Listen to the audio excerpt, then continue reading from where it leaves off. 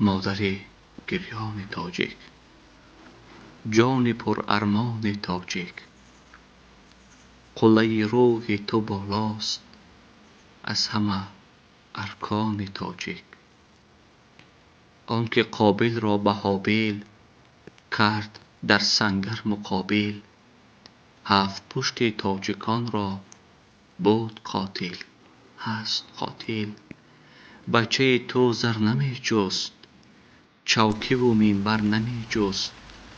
پشت پشته قله کو، چوکی و منبر اوست. شاه مردت با وفا رفت، شاه بیتت بی صدا رفت. بچه ات داد خدا بود، بچه ات نزد خدا رفت. در نبرد پست رخان، راه تو کیهان ما بود. جان زخمین تو مادر، قوت و درمان ما بود. ای گل سنگر شکسته، یاری از یاور شکسته. از غم تو در مزاران، گل پیراید دسته دسته. در گلستانت خزان است، در غمستان تو نوروز. کودک گوهره ات را شیوه پیری بیاموز. کوه درد و غم تویی تو، ماتم ماتم تویی تو. مادر مادر خدای حضرت مریم تویی تو.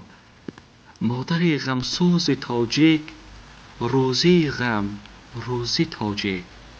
در مصیبت در محبت صبر دردآموز تاجیک. ای سر و سامان ملت، پایه ارکان ملت. دولت بیدار ملت، ننگ ملت جان ملت.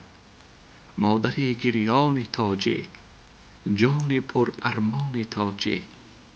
پایه ارمان تاجیک، قبله و ایمان تاجیک.